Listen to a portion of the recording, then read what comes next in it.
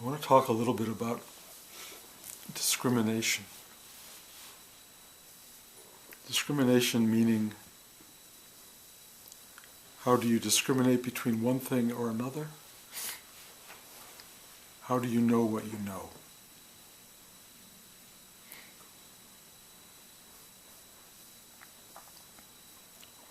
It's really a way many of us get in trouble.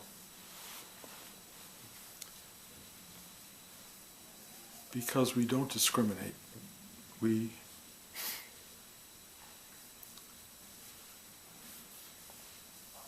don't have a way of ultimately trusting our awareness.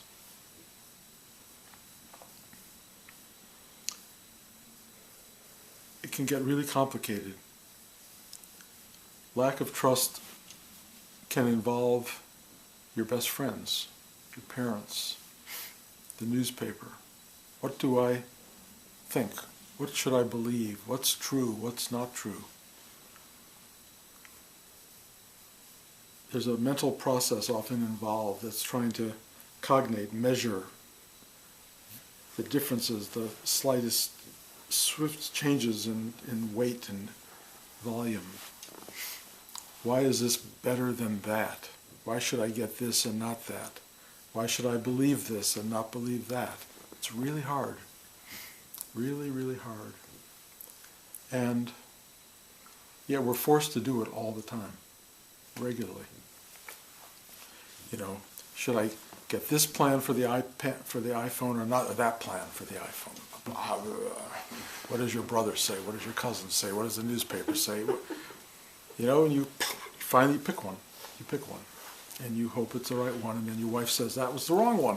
And then you don't know what to do with that. But that's the least of it. It's the least of it. Let's say you're trying to pick a belief system or a teacher. And how do you know? How do you know when you found that person? And most of us, in searching for something significant in that way, don't have a lot to go by. We have to trust. You might call it instinct a little bit. Past experience. This feels good, this doesn't feel good, this person looks the right way, they don't look the right way, their message reverberates today, if not tomorrow. Excuse me. There's such a complicated series of choices to know when it's right. And I remember as a kid when I was in India, and I knew I needed a teacher. I would go from ashram to ashram to ashram, and I would go looking, and I would experience these people. And I kept saying, who am I to judge? How would I ever know if this is the authentic one? All I could sort of feel was this was not the authentic one. Over and over and over, something was missing. Something missing. And I can never exactly tell you what it was, but something in me just kept saying, not this one. And these were some pretty established characters in India, and I was very intrigued by them. They had good press, they had lots of followers, they had history behind them, tradition, and I felt so adrift because I just didn't know. I just didn't know, and I thought I was the problem. And I ended up coming back to America after a year and a half of looking for a teacher, having found nobody. And I didn't know what to do about that. And I felt, of course, like a total failure. Not like there wasn't a teacher out there, just I wasn't able to pick one. I didn't know. And as most of you know my story, I had acquired some Tibetan carpets along the way, and those carpets carried me to Rudy's store. I wanted to see if he would buy them so I could send the money to the monks I had been living with in Nepal. And he was not interested in the carpets, although he told me where to go to sell them, and I did, and they bought them. But when he asked what I had been doing in India and Asia, and I told him I was looking for a teacher, he very promptly said, well, I can teach you everything you want to know. And click. I knew it was true. There was no anything in me trying to figure it out or puzzle it together or examine the pieces and go, yes, I agree. It just went, I know. You are my teacher. And it really came from having exposed myself to so many other teachers and teachings that I was able to discriminate. And when I saw Rudy, and when I heard him say those words, there wasn't an intellectual response, there was a full-bodied awareness. It was like, ah. Had I not been looking for a teacher beforehand, I think I would have missed it. When he said, I can teach you what you want to know, I would have seen it probably as arrogance. And I would have gone, okay, thank you. Because he was a big, heavy guy. I might have wanted a skinny teacher. You know, there's so many things that you look at when you try to make a judgment. And I just went, I didn't do anything. I just said yes. And I'm endlessly grateful that I said yes, because I'd had a lot of exposure. I knew a lot of people did come into Rudy's store, and they did look at this heavy-set guy and go, not for me. And I would say, wow, I wish they had traveled around India for a year and a half, because they would have known. But you need exposure, and you need to see the world in many, many ways to be able to begin to sense, and I use the word sense rather than cognate. You begin to sense what's meaningful, what has value, what doesn't, what speaks to you, what doesn't. Now, it doesn't mean that's going to make it easy, because there are a lot of people out there who mystify us. They say things I can't understand, and therefore it must be meaningful. It must be real. It's so beyond me. It's so out there. It's so extraordinary. You go, yeah, this person must know something I don't know, and therefore I feel I should sit with them until I understand. I understand. And what does it mean to understand something? What does it mean that you get it? You understand it? It's a really interesting point. How do you understand when you have attained enlightenment? If there's a question in your mind that goes, is this enlightenment or is this not enlightenment? Is this Satori? Is it Nirvana? Is this mini enlightenment? Once you're in that space, you have not found enlightenment. The mind wants to be the ultimate judge in every case of what you are discriminating. The mind wants to give its approval. The mind is essential in our discriminating process because it has been the place we have gone most of the time. Part of the mind is sensing, part of the mind is a feeling, and part of the mind is an intellectual construct. It's a kind of way of looking that goes, that's what I want. That's the thing I'm looking for. And it's based on having looked at a lot of things over the course of your life. So when you finally, let's say, pick the car you want and the color that you want, it's really interesting. Blanche just went through a process of getting a new car. It must have taken 6 months of figuring out the right color. And that right color would be looking at those cars in different shades of daylight and twilight, and getting the sense of, did it really look this way at different times? It was a real process. It was a real process, and it kind of made me crazy because I don't do it that way. I just don't do it. I go that one. That one. And that often gets me in trouble, by the way. You know, it does. But that doesn't matter to me because I went that one. And I understand there's a difference. One is a kind of an intuitive yes, and the other is a kind of mindful yes. And they're both valuable. They both work. But there comes a point where there is a knowing that will not cognate. It will not be something you can know through the mind's processing, because it's a knowing that goes beyond the mind, beyond intellect, beyond recognition on any level. It's like it just is. It just is. And I think one arrives at that point, and I watched Blanche arrive at that point, because she finally knew the car she wanted and the color she wanted, and it just was. But put that in present tense, is. And she's unbelievably happy with the car. That process, that discriminating process, is really important for us. But the final moment is not going to be one that just is up here. It won't be enough. The final knowing has to do with this deep, profound awareness of yes. It doesn't even have a measuring stick. It's not a yes but a little bit no. It's not well, yeah, kind of. It's yes. And arriving at yes is really, really important. But arriving at yes that has fullness and depth as opposed to, yeah, okay, is a big difference. And finding a teacher, finding a teaching has to resonate at that space.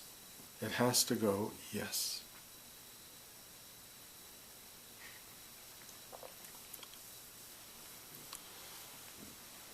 I watched a movie this week that was given to me by one of my students called Kumare. Some of you may have seen it. It's a very interesting, and for me ultimately a very depressing movie, but I was told I was going to love it. It was really funny. I found nothing about it lovable or funny. And it's about a guy who pretends to be a teacher.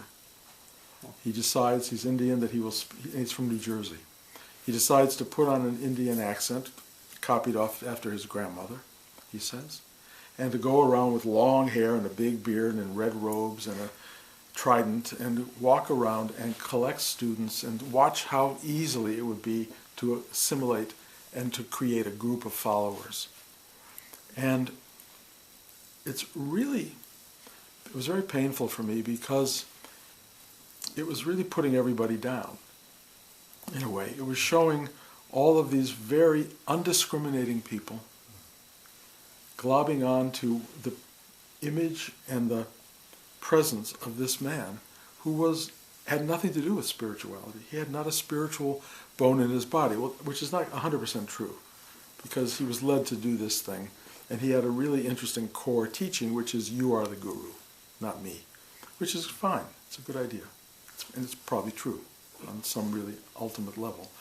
But they did a documentary about this, and why these people let themselves be documented, I have no idea. There's already a problem in that.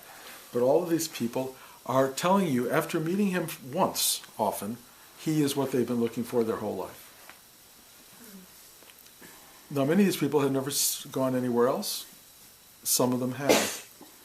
But they had just immediately accepted as their teacher someone who had told us before the film started that he was not a teacher, that he was a total charlatan. And so they all began to talk about what this incredible being in their life meant and how he was changing their lives. And what, in fact, you begin to watch is he is changing their lives. They are beginning to go inward. They are beginning to sense that they are responsible for their life and that he is guiding them into that space, which was, I think, ultimately a worthy thing to do. But there comes a point at the end of the film where they wouldn't have a movie if they didn't do this. He tells them the truth. I'm a poser, I'm a faker. And then you watch all of these people and their reaction. One woman gets up and just runs out of the room and, from what they said, never comes back. Others felt betrayed, angry. Others felt, oh, wow, wow. You know, everybody has a different reaction to this thing that might have been perceived of as, and I think might have truly been, a betrayal. But what it really exposed me to was how easily all of us are led into our own illusion, if you will. How we are all led into a belief system that is not necessarily something that we have truly discriminated into being. That we just allow ourselves to be pulled in, and that anybody could fool us on some level. And I started thinking about me and this teaching, and all my students and people who come from here and in New York and LA, and how do you know? How do you know that you're sitting with anything that's authentic, that's worthy of you, worthy of your time and energy? How do you really know? And I kept thinking, what would I have felt if Rudy just suddenly got up and said, I was playing a game. None of this was true, none of it was real. It was just your own mind, your own imagination. Well, it was really compelling because I didn't care. I wouldn't have cared, because what was starting to take place inside me was real, and the guru was within. The teaching is within, not without. The teacher who is without ultimately does one thing if it's a real teacher, and that is they get out of the way, and you experience a presence which is not theirs. It's a presence which is ours. It is just called, whatever you want to call it, awareness, God consciousness, something else that is, in a way, deepening and transformative. Deepening and transformative. And so, even following a fake teacher can transform you. And I've seen this in practice. There are people I know who are not what I would call authentic teachers, but I've seen people around them whose sense of devotion is so deep and real that they have become more real than the teacher, because they really love the teaching, maybe even the teacher, more than that person is worth loving. In the end, being on the path toward awareness, toward presence, is by itself such an extraordinary gift that it allows you in the end to develop discrimination. Because once you start to feel presence, once you start to feel this deep well of being within you, once you start to enter into depth of being, you look at the world differently. And what you can begin to see in a very discriminating way is how much the world plays on a very shallow level. Very shallow. Drama, desire, hopes, expectations, betrayals, all of these things that are very surface level human life stuff. And you watch it, and you watch how it works. And it's really fascinating, because the more you see it, the more you see the value of moving deeper than that, beyond it, moving deep into the well of your own being, finding this place that through discrimination has content, and it has value, and it has riches, if you will, of presence, riches of I am. And you will begin to feel that this is a place that you can reside that has much more truth, if you will, reality, vibrational presence than the surface. And you will start to see everybody operating on the surface, and you will say, wow, I am so glad I have found my way into a space of discriminating awareness. Enough to know I do not want to reside on the surface of my existence, because it doesn't satisfy, because it's full of colliding waves of energy, because it creates all these unnecessary dramas, because it's always got you in its thrall. You always want this and you need that and you wish you could have that, but why don't you have this thing? All the surface stuff, which usually dominates people's lives, is no longer really meaningful to you. And you will find that you will begin to look at all of that stuff and go, not necessary, not important, not valuable, not real, not essential. And the things that you thought used to give you happiness, whatever that may be, you'll realize they don't give you happiness. They give you pleasure. And you realize that pleasure has an opposite, which is lack of pleasure, the wanting of more pleasure, the desire for constant pleasure. And as I always tell people, Halloween, yesterday was Halloween, eat 14 Snicker bars and tell me how much pleasure you have. Tell me. I'm pretty sure somewhere around the third it was really peaking. And you're really, really feeling like, this is the most wonderful thing in the world, Snicker bars. And then the fourth one, you're doubting that. And we have some left over, by the way. So you can test this out when we're done with the class. I will. Please. And you will discover that pleasure has an opposite.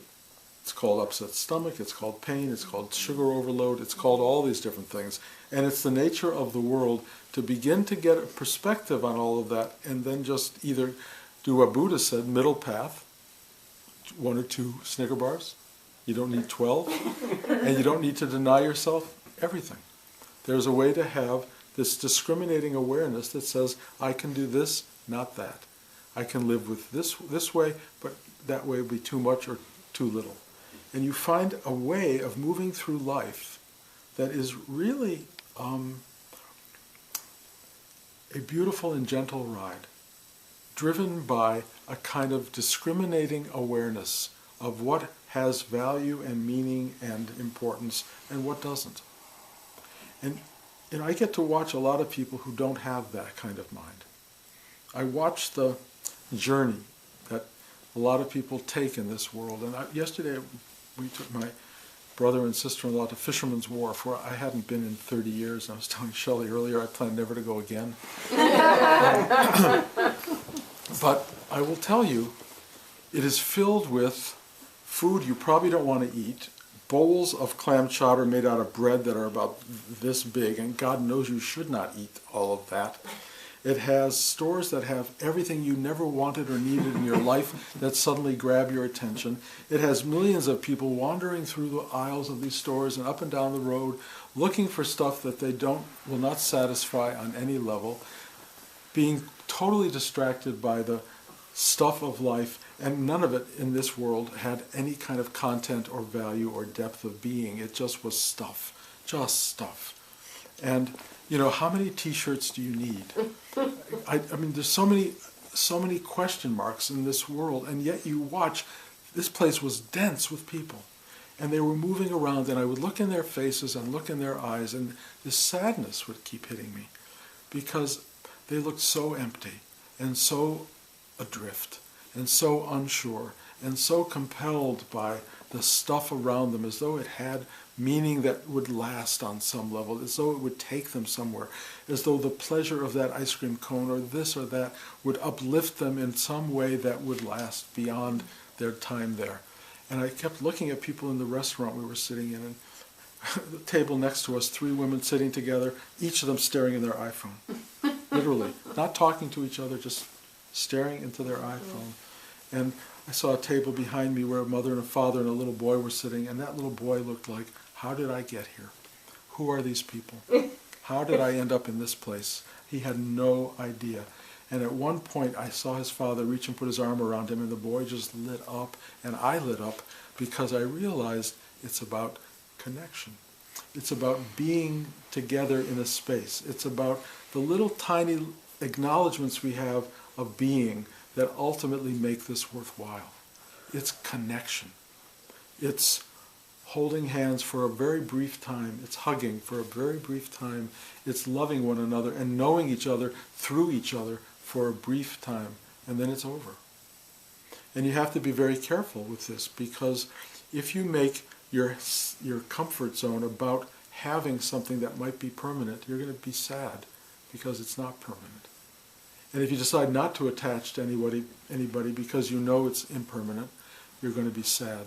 So you have to do this middle path, which is hold and understand the preciousness of the thing that is passing in this very second. And just acknowledge it, be with it as deeply as you can, and let it go. So you're always having and letting go, having and letting go, having and letting go. And in time you begin to inculcate a capacity for that, so that you have life and you love life, but you understand its incredible richness is that it is impermanent. If it was permanent, and many of us act as though it is, we would take it for granted. We would have no real value in it. We would start sniping at it. We would start going, it's not as good as I had better when I was younger, and I could have had better, but this isn't. And you start living in the present tense, angry at it, or hating it, or denying its present tense. Or you live in the past and live in the future, and the present never reveals itself.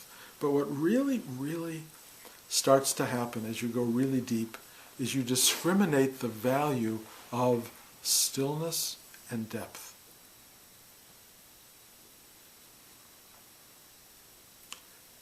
The funny thing about stillness and depth is you can't really take your mind there. It doesn't have content in the way this does, the manifested stuff around us. It doesn't have activity. It has bigness, and it has depth, and it has stillness. But you know, in some way, through practice, when you go there, it has real value. It's not only worth it, it's really important. And you know it's important. And you know it's important because it's the foundational reality of who you are. And if you only know the superficial surface of who you are, you will be frightened of your foundation. You won't even know you have one. You won't even know where you stand. You'll always be flitting around from one thing to another, satisfied, dissatisfied, looking for that, searching for that one, not finding this, not getting that, going to work, being unhappy, all of that stuff that goes on. You won't have this place to stand and reside, which is in you, which is in every one of us, which is the core of who we are. And if you haven't found that, your discriminating powers are weakened, because it's the one thing you will know that will help you discriminate everything in life. You will really know from here what you need to know. So when I met Rudy and I walked in that store, I knew from here. I didn't have to process it. I didn't have to think about it. I didn't have to do anything. I just went, I think I've told this a lot, but when the Dalai Lama offered to be my teacher, it was a really complicated moment for me, because I didn't have great access to this, but I had something, and I went, I don't think you're my teacher. And I told him that. And I said, would it be okay with you if I continue my journey, of my discriminating journey? And if in the end I don't find what I'm looking for, might I return here? Because I know there's something real here. I could tell the value. But could I continue my journey? And he said, of course. Of course. He left the door open for me to come back. And then, of course, I met Rudy, and that was like, I get it. I could not have chosen the Dalai Lama through this, and I didn't have real access to this. But when I met Rudy, it was there for me. When I awoke 5 whatever years ago, same thing. It was like everything else blew away. There was absolute knowing. There was nothing left to discriminate. It was like, aha. In fact, trying to discriminate became a kind of intellectual process, a kind of what we called bruising. It was kind of trying to think about it, and I knew it's not to be thought about. It's known. It's simply known. And you go there, and you have this awareness that is unchallengeable, really. It just is. And you realize when that occurs that that place that is the ultimate source of discrimination is in everyone. Every person has it. No one is living outside it, except they're not taking the trip there. They're not giving themselves the experience of going there. They're not sitting still long enough to go into the space of being that's at the core of their own reality. And everyone wants, if you start to have a spiritual life, you really want other people to be aware of it, to be aware that there's these secret knowings that exist in all of us, but most people, they're very caught up in the outer shell, and there's nothing you can really do. And so what your discrimination tells you is, let it be. Let it be. It's not up to you. It's up to being itself, depth, consciousness, awareness, to find its way up to that surface space and knock on the door and say, hey, there's something more going on here. You can try to be a voice of it. You can try. But mostly you will annoy people. That's really what most spiritual teachers do. They just annoy people. And some annoy them enough that these people go, get me out of here, and the only place to go is down. And they go, oh, there was something there. There really is something there. And then you go, oh, and then you say thank you to the teacher, and you're very grateful for what was given. But mostly, life comes, and it comes at you hard. This stuff rises up into your life, and there's car crash, or loss of someone you love, or job falls apart, or suddenly nothing you wanted is available. Whatever it is, that is this incredible deep place going, pay attention. It doesn't have to do it that way. It can happen very gently and very easily, and you can even participate in it, and you can just go, I know that life isn't giving me the answers on the surface. Let me find my path. And when you start to do that path, and life starts to reach up from the base of its being, there's a kind of coming together. And that coming together is beautifully, I'm going to use the word annihilating. It's a bad word in a way, but it liberates. It frees you. It frees you. And you just become all there is. You become the ocean of life. And so everything on the surface of life, there's no more discrimination about is this better, is that better, is this good, is that good. You just know it's all stuff that's happening. And the human mind is caught in drama and all of the stuff, but really what's wanted is to become one with totality, to become with the one with the whole thing, with the absolute. Is that an end? Is that the finality of it? My mind can't figure that out. I have no way of knowing anything. I can only know that the present tense is very present. And it's very created moment to moment, it appears to be, in its fullness. And this fullness is right now. And every one of us is radiating an example of, a form of that fullness into the world around us. We can do it with stillness, we can do it with a lot of activity. But we're all dancing to the same beat. We're all feeling the same force. We're all living the life that we are meant to be lived. That what you need, if you want it, is to be aware of what's happening. But you don't have to be. You can actually live in a space of no discrimination, no consciousness, no awareness. You can live a life of suffering and misery and drama and all of that stuff. And the universe seems totally content to let that go on. Totally content. It doesn't care. It almost doesn't care if you reach this deep space. It just is what it is. And the knowing what it is,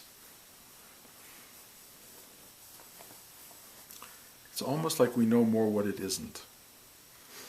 Knowing what it is impossible because there is no function of any kind of mind or consciousness that will be able to encompass what is. It is not knowable in any way familiar to us. But it is knowable in this way, We're looking at it right now. We're smelling it right now. We're hearing it right now. We're moving in it right now. It has taken a physical form. It has sensation. It has emotion. It has wisdom and awareness. It has pleasure. It has pain. That's it. That is it. That is how we know it.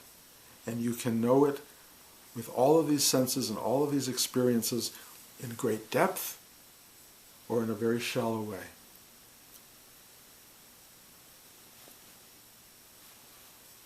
That's all I know.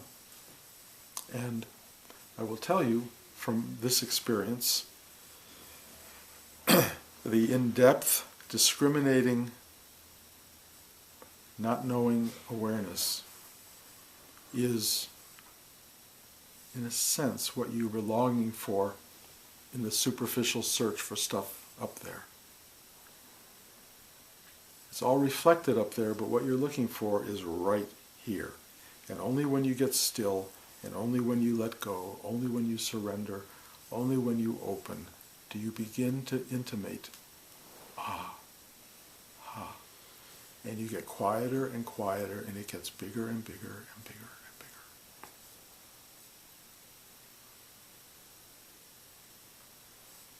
There's no more past tense, there's no more future, there's no more what you were or who you will be.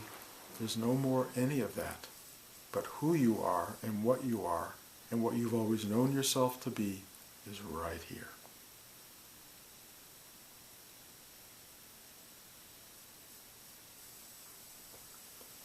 And I'm talking about each of you. I'm not talking about me. I'm talking about you. And if you don't get there, nobody cares, ultimately. But I'm telling you, it's doable. Sit, open, let go. Free yourself of wanting it. Just be. Just be. Just live your day. Discriminate as you go. No, I'm not going to have 18 Hershey bars or Snickers bars.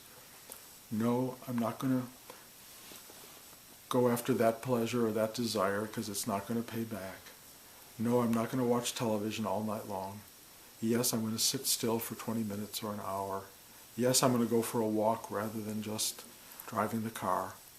Yes, I'm going to find a path that will bring me stillness rather than noise. That's your choice. This is your choice. Day-to-day choice. That you can do. That you can do. And as long as you come here once a week, I will remind you about that. You don't need to come here to be reminded. You can open a book. You can just sit still. Anything can remind you.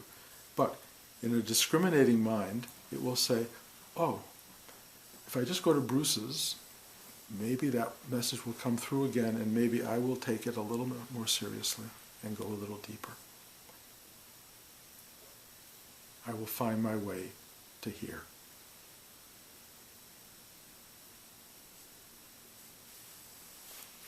Any questions?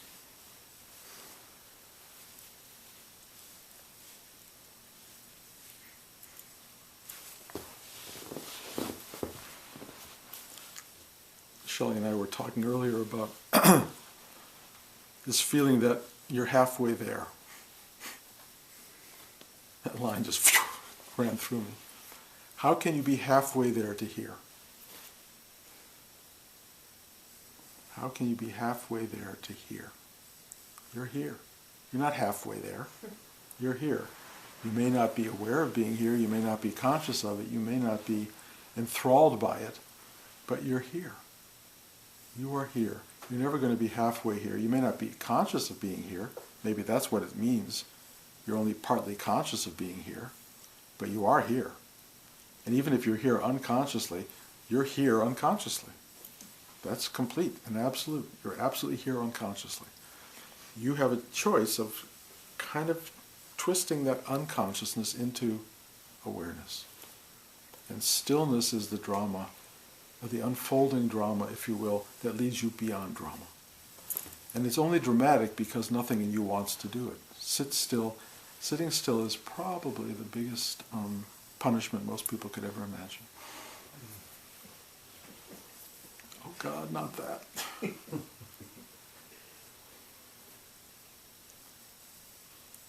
So, anyway, good luck. We'll remind you again next week if you're here. It's on video if you choose to go to YouTube and get a reminder. Or you can bury it for 6 years or whatever, and then go, oh yeah, Bruce. I got a mail the other day from someone who used to let his kids sit downstairs in meditation. Now his kid's 21. And I haven't seen this guy in all these years. And he wants to come back. And it's one of those things. I'm very grateful he's coming. I mean, I think he wants his child to be aware of this, and he wants to taste it again. But I'm telling you, the truth of the matter is either you have a drive and a hunger, or you have a very casual interest. I can only tell you from my own experience where casual interest in things leads you. It ain't far. Hunger, drive, passion, they get you somewhere. But where do you want to go? You know, you can have hunger, passion, drive to get, I mean, you can win the World Series. You can win the Super Bowl, win an Oscar. But then that's over. It's over. Then what? Then what? You walk around with your Super Bowl ring, you know, and people will look at you like you were, that was, you had that, but it has nothing to do with present tense at all. Find the thing that leads you into the present, not into the was or the will be. So I love you guys. Thank you for driving all the way over, for being here, for making this effort, and may it have and bear real fruit.